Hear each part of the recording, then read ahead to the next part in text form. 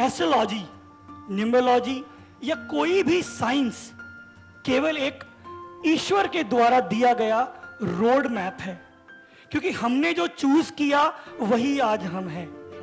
लेकिन क्या कभी किसी व्यक्ति ने आईने के सामने खड़े होकर यह बोला है कि आज मैं सक्सेसफुल नहीं हूं क्योंकि मैं अपने फील्ड में कंसिस्टेंट नहीं था, आज मैं सक्सेसफुल नहीं हूं क्योंकि मैं सोसाइटी बिलीफ्स में दबा रहा? नहीं।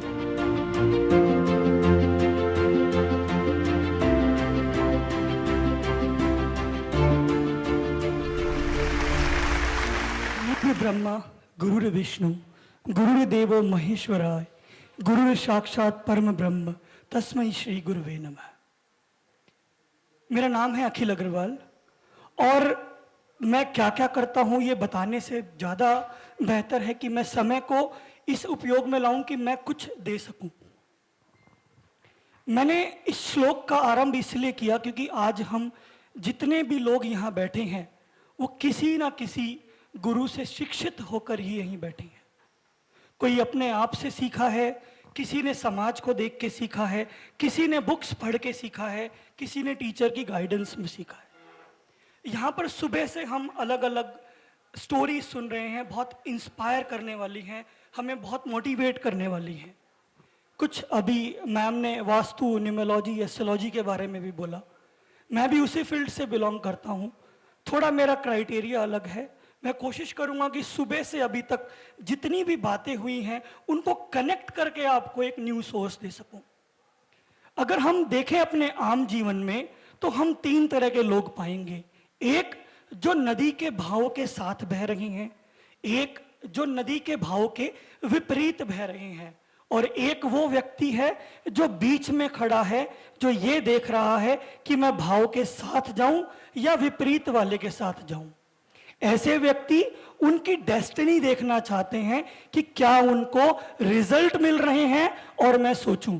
ऐसे ही व्यक्ति हैं जो कहते हैं कि मेरा पूरा जीवन बीत गया, मैं ईश्वर तुझे कब निहारूं। क्योंकि वो व्यक्ति कोई भी डिसीजन नहीं ले पाते। अब मैं आपको एक बहुत छोटी सी रेसिपी देता हूं। हमने अक्सर सुना है एस्ट्रोलॉजी, वास्तु, न्यूमरोलॉजी में तरह तरह की रेमेडीज हैं, आप अपनी लाइफ चेंज कर सकते हैं, सब कुछ हो सकता है। लेकिन मैं इसको दूसरे प्लेटफॉर्म में बात करता हूं। एस्ट्रोलॉजी, न्यूमरोलॉजी या कोई भी साइंस केवल एक ईश्वर के द्वारा दिया गया रोड मैप है। जैसे हम आज कहीं भी जाते हैं तो हम एड्रेस डालते हैं गूगल मैप पे वहां पहुंचने के लिए। उसी प्रकार एस्ट्रोलॉजी, न्यूमरोलॉजी ये एक ऐसी सीक्रेट साइंस है जो कि रोड मैप है। यदि आप इसके अकॉर्डिंग चलते हैं, यानी कि जो प्लेनेट जो डायरेक्शन आपको शो कर रहा है, यदि आप चलते हैं तो इसका मतलब आप नदी के बहाव के साथ चल रही हैं। लेकिन जो व्यक्ति फॉर्च्यून बनते हैं, जो भाव के विपरीत चलते हैं, वो कुछ ऐसा कर जाते हैं जो आगे वालों के लिए सीख मिलती है। दोनों ही अपनी अपनी जगह पर सही हैं, क्योंकि we are the choices of our own life. क्योंकि हमने जो चूज किया वही आज हम हैं। मैम ने मिडास के बारे में एक इवेंट का मैसेज किया। वो मेरी चॉइस थी कि मैं यहां आऊं या ना आऊं, या बाकी जितने भी लोग आए वो उनकी चॉइस थी कि वो यहां आए ना आए।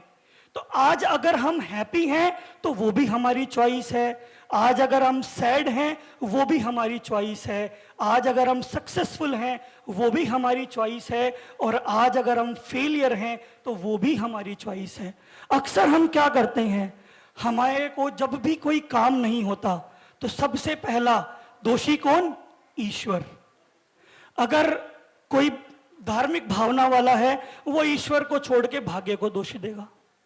जो भाग्य को भी नहीं देगा वो माँ बाप को देगा, जो माँ बाप को नहीं देगा वो दोस्तों को देगा, दोस्तों को नहीं देगा तो समाज को देगा। लेकिन क्या कभी किसी व्यक्ति ने आईने के सामने खड़े होकर ये बोला है कि आज मैं सक्सेसफुल नहीं हूं क्योंकि मैं अपने फील्ड में कंसिस्टेंट नहीं था, आज मैं सक्सेसफुल नहीं हूं क्योंकि मैं सोसाइटी बिलीफ्स में दबा रहा? नहीं।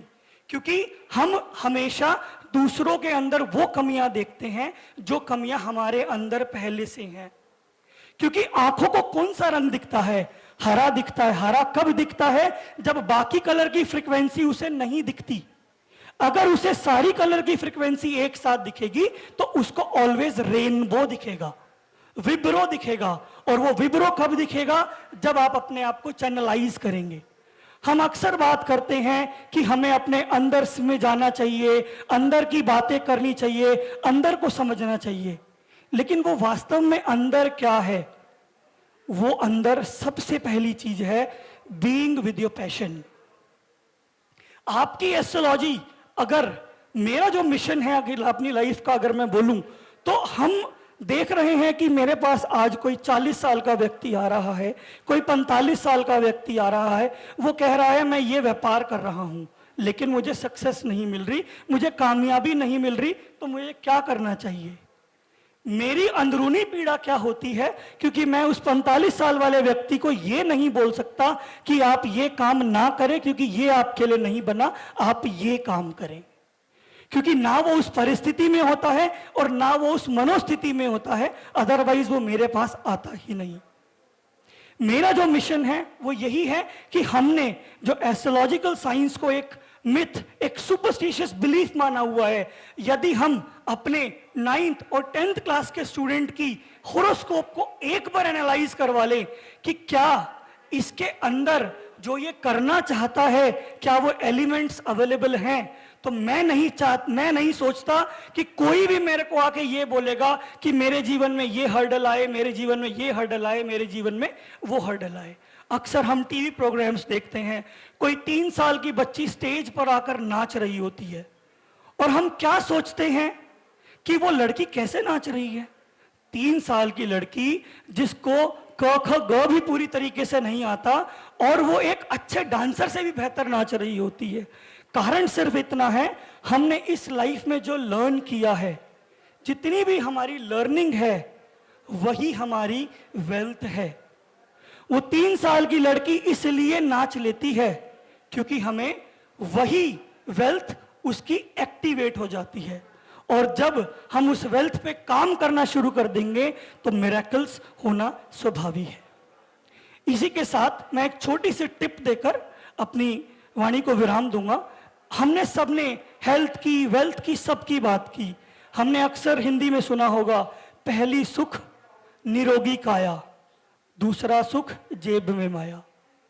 अगर हम पहला सुख निरोगी काया, दूसरा सुख जेब में माया, तो वो पहले में ही आते हैं, क्योंकि अगर निरोगी काया होगी तो माया तो स्वयं आ जाएगी।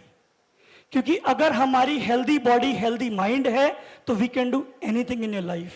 मैं एक छोटी सी टिप देता हूं, क्योंकि आज हम एक ऐसे कल्चर में रह रहे हैं जहां की डाइट मिक्स हो चुकी है। अगर हम पहले देखें, हर स्टेट की अपनी एक डाइट थी, अपना एक व्हीट था, अपना एक फ्लोर था। कहीं बाजरा चलता था, कहीं सरसों चलती थी, कहीं राइस चलते थे।